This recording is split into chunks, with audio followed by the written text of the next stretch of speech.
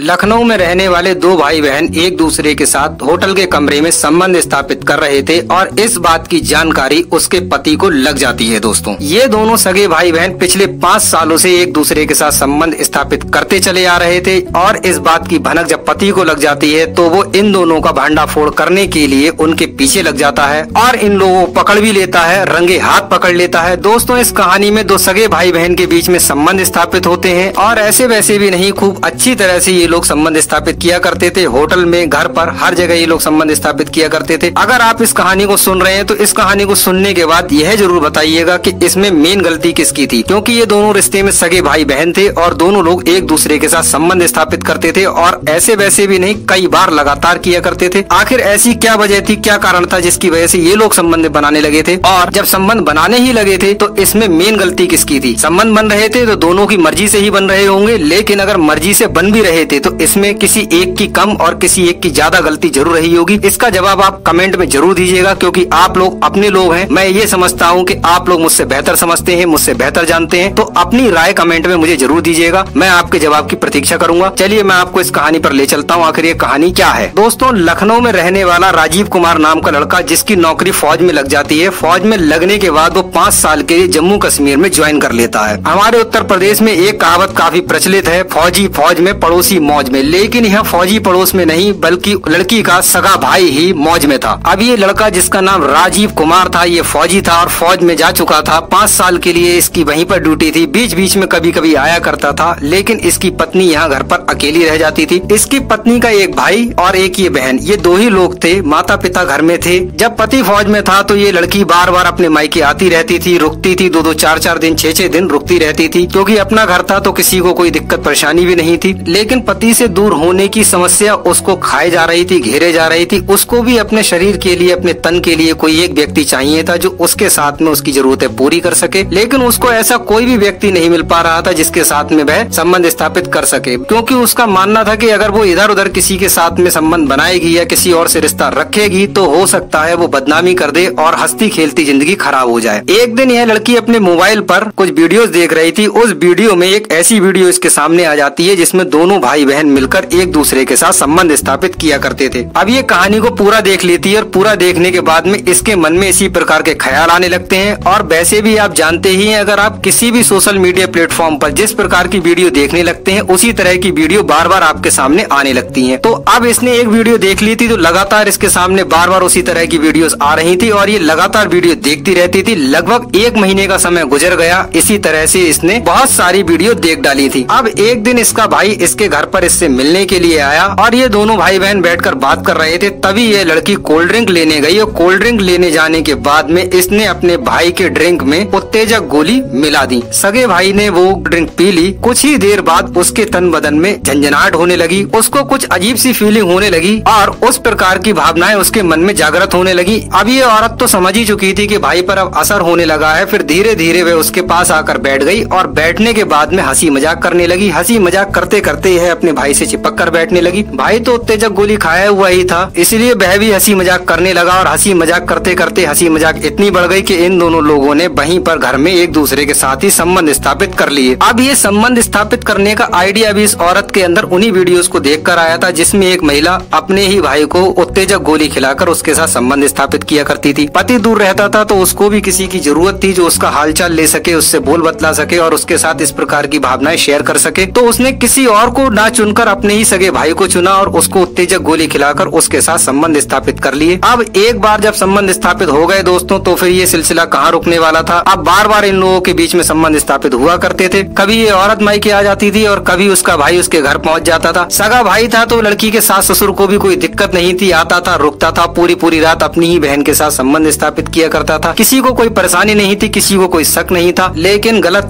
काम ही होता है दोस्तों। कब तक छुपेगा, कब तक बचेगा। एक दिन इन लोगों का भांडा फूट ही जाता है। रात में लगभग 12 बजे इस औरत ने अपने भाई को बुलाया और ये दोनों लोग निर्वस्त्र होकर संबंध बना रहे थे। तभी अचानक से बराबर के कमरे में रहने वाले ससुर की आंख खुलती है। वो लघु शंका के लिए जा रहे थे कि उन्होंने देखा कि बहू के कमरे से कुछ अजीब सी आवाजें आ रही हैं। वह तुरंत बहू के कमरे की तरफ पहुंचे, बहू के कमरे की तरफ झांक कर देखने लगे, लेकिन उनको कुछ नहीं दिखा क्योंकि कमरे में काफी अंधेरा था। लेकिन वह उन आवाजों को सुनकर यह महसूस कर चुके थे कि अंदर कुछ न कुछ गलत कार्य जरूर हो रहा है और ये आवाजें उसी प्रकार की की है। अब उन्होंने अपने मन में इन दोनों को रंगे हाथ पकड़ने का प्लान बना लिया था। उस समय उन्होंने कुछ नहीं कहा, वे वहाँ से हटकर चले आए और अपने कमरे में जाकर अपने कमरे की खिड़की को हल्का सा खोलकर अंदर बैठकर चुपचाप देखने लगे कि इस कमरे में से आखिर कौन निकलेगा। फिर काफी देर हो गई तो उन्हें नींद आ गई और वे सो गए। अगले दिन उन्होंने अपनी बहू से पूछा, बेटी घर पर कौन आया था? तो वो बोली, मेरा भाई आया था, अंदर सो रहा है। अब ये सुनकर उसके ससुर को भी ऐसा लगने लगा कि हो सकता है मुझसे कोई गलती हो गई हो, ये तो इसका भाई है, ये थोड़ी ना अपनी बहन के साथ में इस प्रकार की हरकतें करेगा। लेकिन मन में शक की सुई कहीं न कहीं घर कर चुकी थी। अब उन्होंने अगली रात होने का इंतजार किया और अगली रात जैसे ही हुई, ये दोनों भाई बहन एक दूसरे के साथ संबंध स्थापित करने लगे। और जब संबंध स्थापित कर रहे थे, इस बार ससुर सीधे डायरेक्ट कमरे के अंदर घुस गए और लाइट जलाकर जब देखा तो ये दोनों भाई बहन एक दूसरे के साथ आपत्तिजनक स्थिति में निर्वस्त्र थे। ये देखने के बाद ससुर को बहुत गुस्सा आया। उन्होंने अपनी बहू को बहुत डांटा, फटकारा और उसके भाई को भी बहुत गालियां दी और बहुत उल्टा सीधा सुनाने लगे। बहुत ज्यादा सुनाने के बाद उन्होंने अपनी बहू से कहा कि अब मैं इस बात की शिकायत तुम्हारे पति से करूंगा, चाहे कुछ भी हो जाए, मुझे तुम्हारे जैसी लड़की अपने घर में नहीं चाहिए जो इस तरह के गंदे कृत्य अपने ही भाई के साथ कर रही हो। वो औरत ये सुनते ही डर गई और अपने ससुर के कदमों में गिड़गिड़ाकर उनसे माफी मांगने लगी। उनसे कहने लगी कि ससुर जी, मेरी गलती हो गई, ये मेरी पहली और आखिरी गलती है, आज के बाद इस प्रकार की मैं कोई भी गलती नहीं करूंगी। और वह रोते रोते अपने ससुर से कहने लगी कि ससुर जी बताइए, मैं भी क्या करूं? मेरे पति 5 सालों से बाहर फौज में है, मेरी भी कुछ जरूरतें हैं जिनको पूरा करने के लिए मुझे किसी की जरूरत थी, इसीलिए मैंने किसी और को न चुनकर अपने ही सगी भाई को चुना। इसमें मेरे भाई की कोई गलती नहीं है। शुरुआत में मैंने ही अपने भाई को शक्तिवर्धक गोलियां खिलाकर, उत्तेजक गोलियां खिलाकर अपने प्रति आकर्षित किया था, जिसकी वजह से मेरा भाई भी अपने आप पर कंट्रोल नहीं कर पाया और हम दोनों के बीच संबंध स्थापित हो गए थे। ससुर को भी लगने लगा था कुछ जिस्मानी जरूरतें भी होती हैं जिसकी वजह से लोग बहक ही जाते हैं, तो वो अपनी बहू को भी माफ कर देते हैं और कहते हैं ये तुम्हारी पहली और आखिरी गलती है, इसके बाद अगर तुमने कोई भी गलती की तो मैं इसकी शिकायत तुरंत अपने बेटे से करूंगा और तुम दोनों को हमेशा के लिए अलग अलग करवा दूंगा, क्योंकि हम ऐसे इंसान को अपने घर में बर्दाश्त नहीं कर पाएंगे। ये सुनकर बहू कहने लगी, जी ससुर जी, आज के बाद इस प्रकार की कोई भी हरकत नहीं होगी। अब यही होते होते 1 से 2 महीने गुजरे, लेकिन इसके अंदर की जो तड़प थी अपने भाई के लिए वो फिर से जागृत होने लगी। और अब इसको पता था कि भाई को घर तो बुला नहीं सकती और मायके जा नहीं सकती, तो ये चुपके से एक प्लान बनाती है और अपने भाई को फोन करती है और कहती है कि तुम मुझे फलाने फलाने होटल में मिलो, मैं तुमसे वहाँ पर मिलने के लिए आ रही हूँ। अब ये दोनों भाई बहन एक होटल बुक करते हैं और होटल के रूम में पहुँच जाते हैं, लेकिन इस बात की भनक इसके पति को लग चुकी होती है, क्योंकि जब ये दोनों भाई बहन जा रहे थे तो इसका पति इन लोगों के पीछे पीछे आ रहा था। उसको ऐसा लग रहा था कि वह इनको सरप्राइज देगा, लेकिन उसको क्या पता था कि ये दोनों भाई बहन आगे जाकर एक होटल में घुसने वाले हैं। जब ये दोनों लोग होटल में घुसे तो उसके पति के भी पैरों तले जमीन खिसक गई। उसको भी ऐसा लगने लगा कि मेरी पत्नी अपने ही भाई के साथ किसी होटल के रूम में जा रही है, आखिर ऐसी क्या वजह है। को ऐसा भी लगने लगा कि हो सकता है अंदर किसी के पास ये लोग मिलने आए हों या फिर कोई रिलेटिव हो जिससे ये लोग मिलने आए हों। वो अपने मन में नेगेटिव भावना नहीं लाता है, लेकिन इस बात को जानने के लिए जिज्ञासु था कि आखिर ये लोग अंदर करने क्या गए हैं। वह होटल के बाहर ही खड़ा रहता है। लगभग 1 से 1.5 घंटे बाद ये दोनों लोग निकल कर आते हैं तो उसका पति उसके सामने खड़ा था। अपने पति को देखकर वह औरत चौंक गई और उनसे कहने लगी, अरे आप यहाँ कैसे? तो उसका पति कहने लगा, तुम ये बताओ तुम यहाँ कैसे, तुम यहाँ क्या करने आई हो? तभी तुरंत उस औरत का भाई कहने लगा, जीजा जी, हम लोग यहाँ किसी से मिलने आए थे और हमारी मीटिंग खत्म हो गई तो हम लोग अब घर जा रहे हैं। अगर आप चाहें तो आप भी उनसे मिल सकते हैं जिनसे हम मिलने आए थे। कहते हैं ना दोस्तों, फौजी दिल का बड़ा मासूम होता है। तो उस फौजी भाई ने भी कहा, चलो कोई बात नहीं, कोई दिक्कत नहीं है, आप लोग आए थे ये तो बहुत अच्छी बात है, चलो मार्केट चलते हैं और कुछ खा पी लेते हैं। अब ये तीनों लोग मार्केट जाते हैं, कुछ खाते पीते हैं, नाश्ता वास्ता करते हैं और फिर घर चले आते हैं। इस बार 45 दिन की छुट्टी पर ये फौजी भाई आया हुआ था और अपने घर पर टिका हुआ था। लगातार अपने घर पर रहने के कारण अब इसकी पत्नी को अपने भाई से मिलने का मौका नहीं मिल पा रहा था। इसी वजह से वह बहुत ही ज्यादा बेचैन और परेशान हो रही थी। उसका पति उसके पास था, वह उसको वो सब सुख दे रहा था जो उसको चाहिए था, लेकिन फिर भी उसके मन की तड़प अपने भाई के प्रति ही लगी हुई थी। अब एक दिन इसने अपने भाई को फोन किया और भाई से कहा कि मैं तुमसे मिलना चाह रही हूँ, तुम उसी होटल में मुझसे आकर मिलो। अब ये औरत अपने पति से कहने लगती है कि मुझे मार्केट का थोड़ा सा काम है, मैं 1 से 1.5 घंटे में मार्केट से होकर आ रही हूँ। पति कहने लगता है, ठीक है, अगर मार्केट का काम है तो हो आओ, मैं घर पर ही तुम्हारा इंतजार करूंगा। ये बात बराबर वाले कमरे में बैठे हुए ससुर जी सुन रहे थे और वो ये अच्छी तरह से जानते थे कि ये औरत कुछ भी कर सकती है, इसीलिए वो अपने लड़के को लेकर उसका पीछा करने लगते हैं। धीरे धीरे ये औरत उसी होटल में पहुंची जहाँ पर ये अपने भाई से पहले मिली थी। ये दोनों लोग रूम बुक करते हैं। रूम बुक करने के बाद अंदर जाते हैं। तभी राजीव जो कि फौजी था, उसके पिता उसको सारी हकीकत बताने लगते हैं और कहने लगते हैं, बेटा मैंने तेरी बीवी को एक बार पहले भी उसके भाई के साथ रंगे हाथ पकड़ा है, लेकिन उसके बाद इसने मुझसे माफी मांगी तो मैंने इसको माफ कर दिया था, लेकिन यह अपनी हरकतों से बाज नहीं आ रही है और आज यह फिर से अपने भाई से यहाँ पर मिलने के लिए आई है। ये सुनकर फौजी को बहुत गुस्सा आता है। वो तुरंत पुलिस को फोन करता है। पुलिस को फोन करने के बाद में उन दोनों को रंगे हाथ पकड़वा देता है और उन लोगों के खिलाफ मुकदमा दायर करवा देता है। दोस्तों अब बात पुलिस तक पहुंच गई, मैटर इतना बड़ा हो गया और जब पति के सामने ये बात आ गई तो फिर पति कहाँ शांत रहने वाला था, क्योंकि वो अपने पति को धोखा दे रही थी, वो भी अपने भाई के साथ। और जब ये बात पूरे शहर में, पूरे न्यूज़पेपर में, सोशल मीडिया पे हर जगह फैल गई तो इन दोनों की बहुत बदनामी हुई। दोनों को कुछ दिन जेल में रहना पड़ा। जेल से आने के बाद में ये लोग कुछ दिन बाद शहर छोड़कर हमेशा हमेशा के लिए चले गए। दोस्तों इस कहानी में कौन सबसे ज्यादा गलत था, यह सवाल हमने आपसे पूछा था। इसका जवाब आप कमेंट में जरूर दीजिए, मैं आपके जवाब की प्रतीक्षा कर रहा हूँ। दोस्तों इस कहानी का उद्देश्य किसी के मन को ठेस पहुँचाना नहीं है, किसी की भावनाओं को ठेस पहुँचाना नहीं है, किसी भी प्रकार की अनैतिकता या अश्लीलता को बढ़ावा देना नहीं है। इस कहानी का उद्देश्य एक शैक्षिक संदेश देकर समाज को जागरूक करना है। एक शैक्षिक संदेश के रूप में समाज में व्याप्त समस्याओं के बारे में लोगों को बताना है, लोगों को जागरूक करना है, समाज में जागरूकता फैलाना है। दोस्तों आप ये कहानी कौन से शहर से देख रहे थे, आपका नाम क्या है, आपकी सिटी का नाम क्या है, कृपया करके कमेंट में जरूर लिखिएगा। हम आपका नाम अपनी अगली वीडियो में जरूर लेंगे, जिससे हमें काफी खुशी मिलती है। मिलते हैं आपसे एक और नई वीडियो में, तब तक के लिए नमस्कार दोस्तों।